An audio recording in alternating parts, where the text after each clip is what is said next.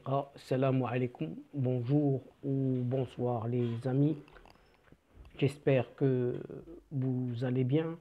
Bienvenue sur votre chaîne Bled Magharibia qui attend comme toujours vos encouragements en la partageant autour de vous et auprès de toutes vos connaissances. Merci de nous recevoir chez vous et parmi vous.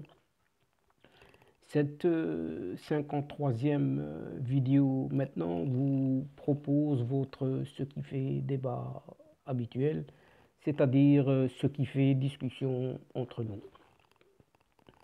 Et ce CQFD de votre bled Magharibia aborde aujourd'hui cette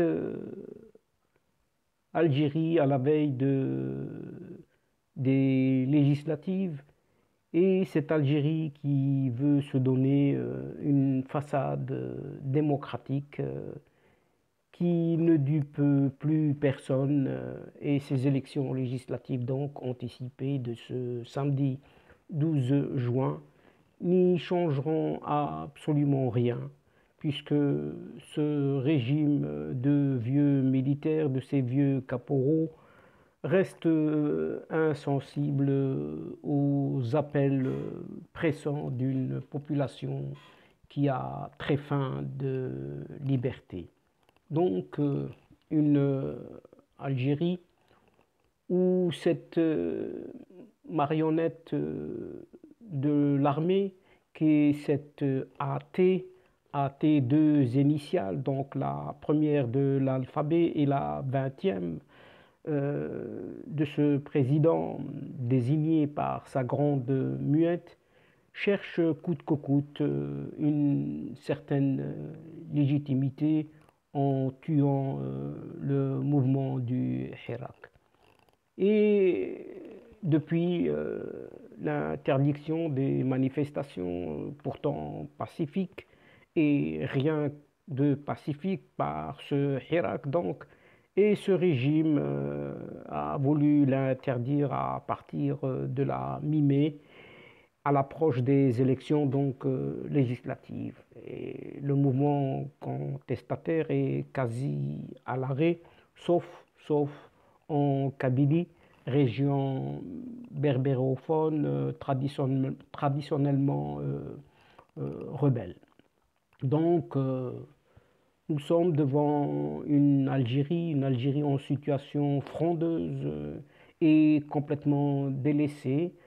Ainsi, la Kabylie, par exemple, ne se sont pas du tout concernés par ces élections législatives, alors que 17 listes doivent s'affronter pour remporter les 9 sièges octroyés à cette région dont les habitants s'estiment complètement marginalisés par ce pouvoir dit pouvoir central. Et désormais, tout le monde sait que ces élections législatives anticipées de ce samedi 12 juin n'y changeront rien puisque le régime de ces vieux militaires reste insensible aux appels pressants donc, de cette population qui a vraiment faim de liberté. Et dans la soirée de ce jeudi, l'arrestation à Alger du militant politique Karim Tabou et des journalistes Khalid Drarni et Ihsan Al-Qadi est pourtant venu offrir une toute autre dimension au climat entourant ce scrutin, celle d'un harcèlement répressif des fidèles du Hirak, dont environ 225 d'entre eux sont désormais détenus. Ce coup de filet donc intervient alors que se tiennent samedi des législatives controversées et que le régime de ce président fantoche tente d'étouffer depuis des mois le mouvement contestataire du Hirak et plus de 220 personnes sont actuellement incarcérées. Et à la veille de ces élections, ils embarquent deux journalistes et un militant politique. Et ils ne font même plus semblant, et ils ne se cachent même plus. C'est un point de non-retour donc, et il n'y a plus aucune limite à ce régime, s'indigne l'activiste politique Samir Yahyaoui, disant craindre même le pire. Est-ce le calme avant la tempête ou le signe d'une dépression collective? Ces trois derniers vendredis, jours normalement ou habituels des manifestations anti-régime, en Algérie, Bab el Oued, Alger, a été encerclé par les fourgons de police et depuis le quartier populaire du nord d'Alger, bastion historique de la contestation dans la capitale, sombre dans la frustration et l'atonie. Ces habitants pressent le pas, même les groupes de vieux joueurs de dominos au bas des immeubles ont disparu. Voilà déjà 4 vendredis qu'aucune marche n'a été organisée dans la capitale Alger et plusieurs grandes villes à cause du déploiement d'un imposant dispositif policier dès les premières heures de ce jour de grande prière hebdomadaire.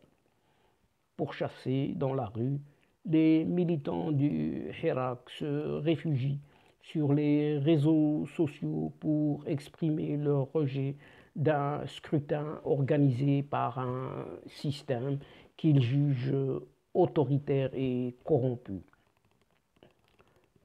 Diabolisé, le Hirak fait face à une répression féroce qui pourrait lui être fatale et plusieurs questions se posent quant à son avenir. Mais si cet AT choisi par l'ancien chef d'état-major de l'armée Gaïd Salah, depuis disparu, est beaucoup moins légitime que le Hirak qu'il veut enterrer, et il ne recule devant rien pour que cette Isaba, autrement dit cette bande de bandits, puisse survivre contre vagues et marées.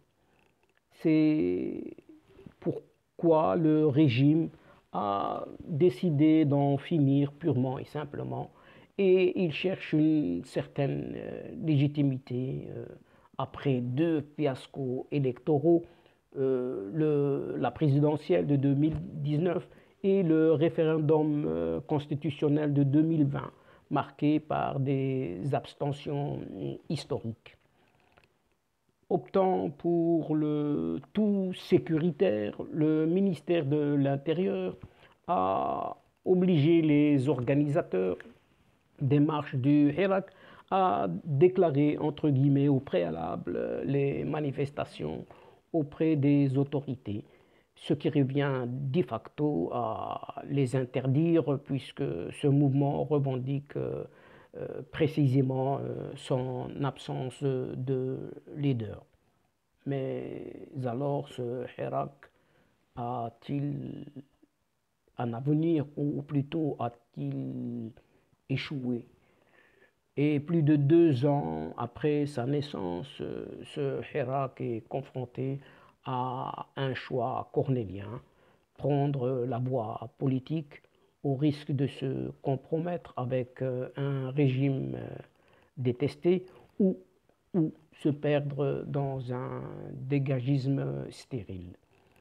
Il se divise entre islamistes et laïcs démocrates, entre ceux ouverts à une participation politique, mais à quelles conditions, et d'autres, les plus nombreux, qui n'en veulent pas du tout. Le Hirak a ébranlé l'ancien ordre politique, mais il n'a pas réussi, en tout cas pas encore, à imposer un ordre nouveau, constate le journaliste Abid Sharif. S'il a mis fin au règne de l'ancien AB, première lettre de l'alphabet, et deuxième B, président malade en charrette, il est reproché au mouvement de n'avoir pas présenté de propositions politiques concrètes ni de programme électoral. Et certains l'accusent aussi d'être jusqu'au boutiste et d'avoir versé dans l'extrémisme, et le pouvoir se dresse contre toutes les initiatives. Il y a un appareil certes répressif, prêt à toutes les méthodes pour empêcher le changement. C'est ce que rétorque Karim Tabou, figure emblématique de ce mouvement du Hirak. Donc, pour l'ex-prisonnier d'opinion, le Hirak est le plus grand parti politique en Algérie qui a su créer les conditions d'une action commune de toutes les tendances qui travaillent pour le changement, puisqu'il y a un pouvoir qui organise des élections et il y a un peuple dans la rue, a-t-il déclaré. Ainsi, le Hirak peut-il survivre et incarner une alternative politique? Mais le régime de ces vieux généraux, pour ne pas dire ces vieux caporaux, multiplie les interpellations et les poursuites judiciaires à l'encontre des hirakistes, et plus de 220 prisonniers d'opinion sont donc derrière les barreaux, selon le Comité national pour la libération des détenus, CNLD.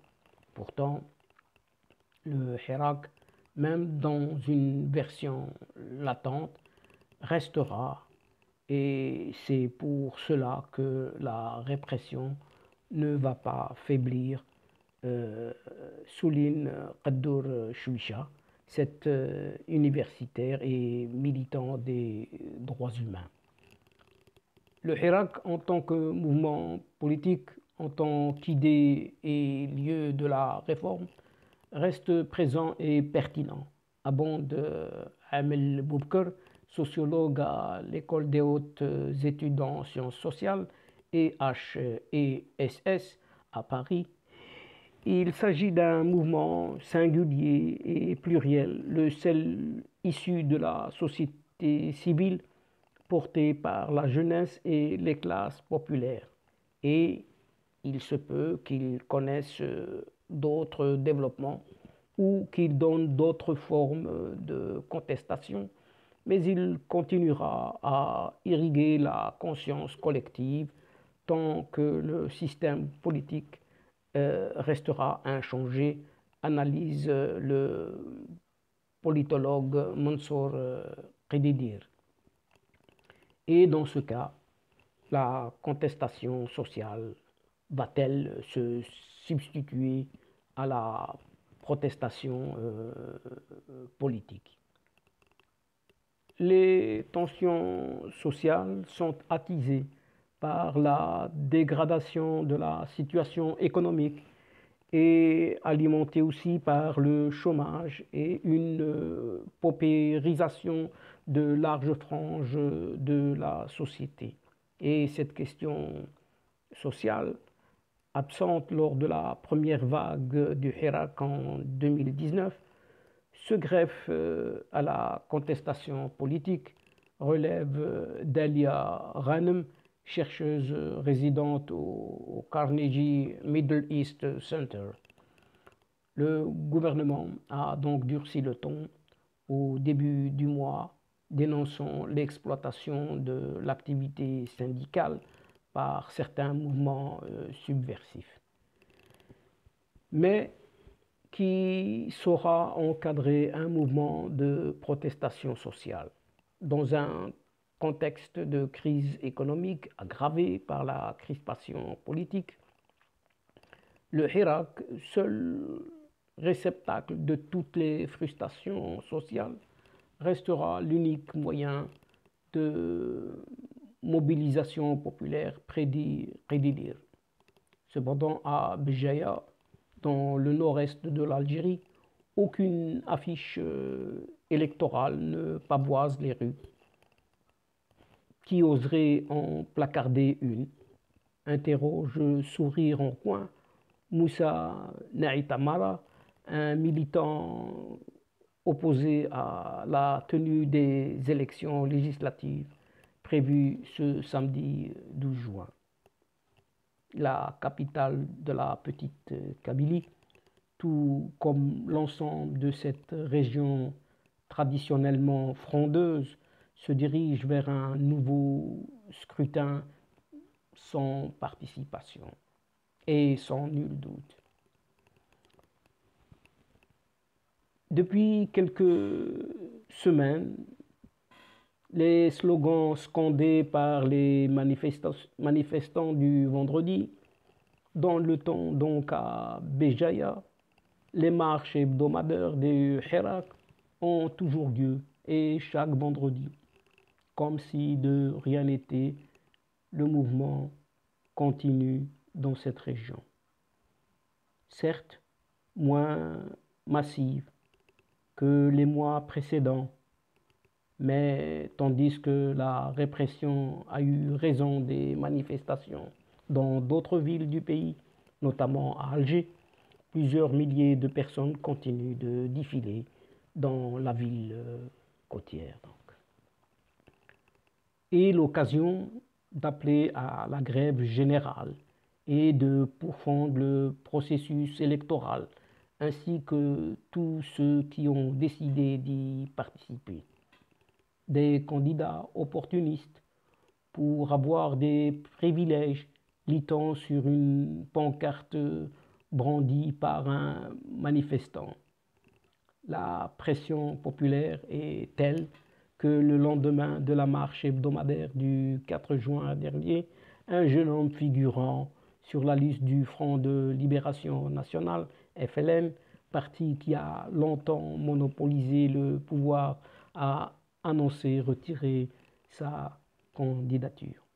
Et les deux partis les mieux implantés en Kabylie, le Rassemblement pour la culture et la démocratie, RCD, et le Front des forces socialistes, FFS, ont quant à eux annoncé qu'ils ne participeraient pas à ces législatives.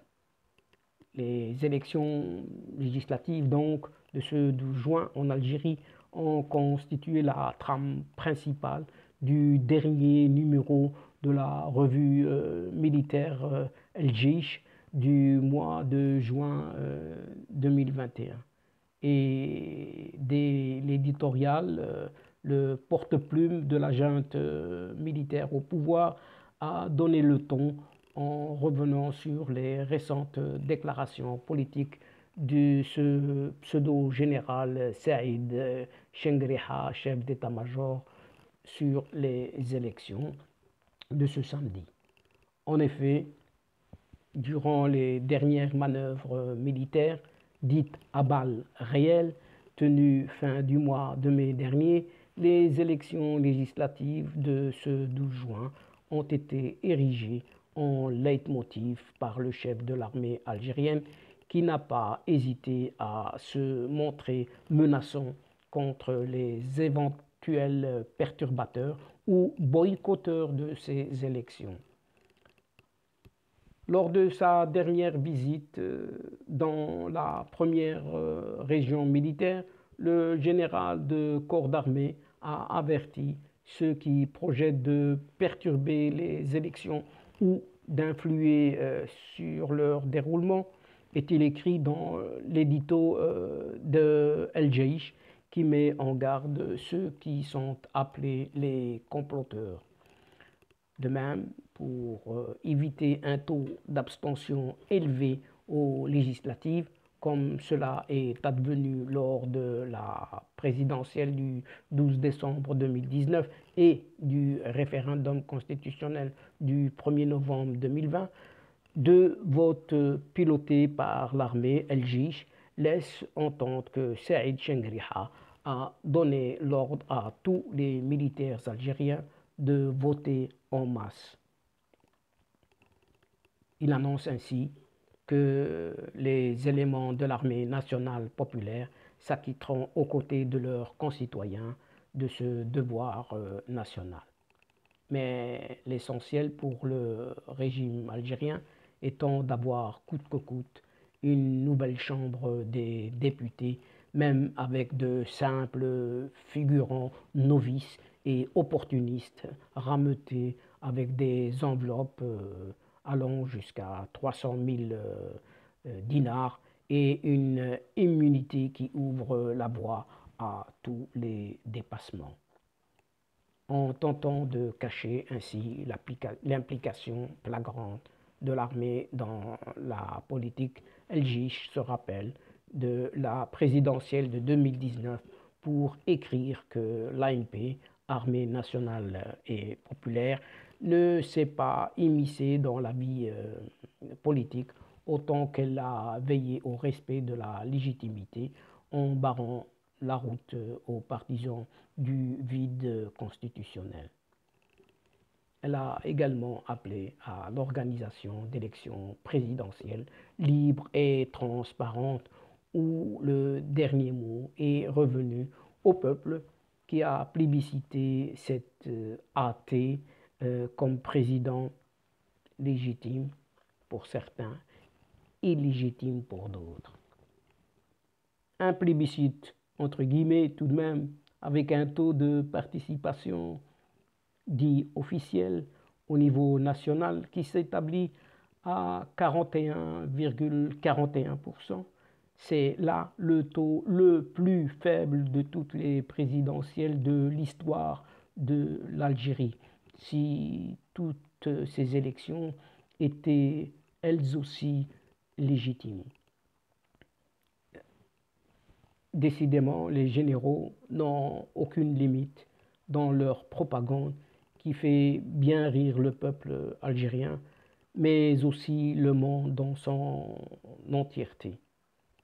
La risée de ce monde. Une nouvelle fois, l'armée algérienne se place en première ligne politique en faisant campagne pour les législatives de ce samedi.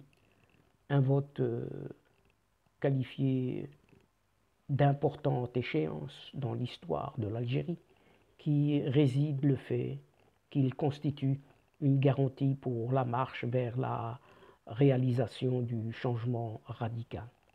Ainsi, le porte-plume de la junte militaire, le Hirak qui honte toujours les généraux algériens, est indirectement accusé de faire de la résistance à ce changement.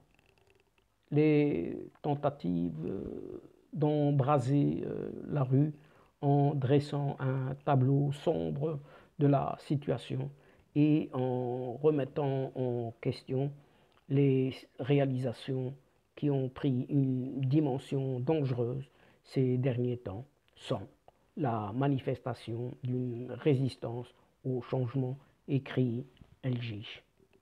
C'est pourquoi, à cause de leur rôle présumé dans la mobilisation du Hirak, les islamistes de Rachad et le mouvement pour l'autodétermination de la Kabylie, MAC, après avoir été classés le 18 mai dernier comme mouvement terroriste par le Haut Conseil de sécurité, se retrouvent comparés par la revue El-Jish à Dracula, ce personnage vampire de fiction, suceur sanguinaire. Ce rappel du sang n'est pas fortuit, puisqu'il permet au mensuel de l'armée algérienne de revisiter une nouvelle fois la décennie noire et ses 200 000 morts pour la brandir en guise d'épouvantail. Le peuple algérien n'est pas disposé à se laisser avoir une deuxième fois. Lui qui a endurer les flammes des marchands de la religion et la trahison des courtiers de la division et pour rappeler les menaces proférées contre les boycotteurs des élections du 12 juin ont été au menu de la dernière réunion du Haut Conseil de sécurité algérien, un comité restreint présidé par le duo A.T. Chengrija.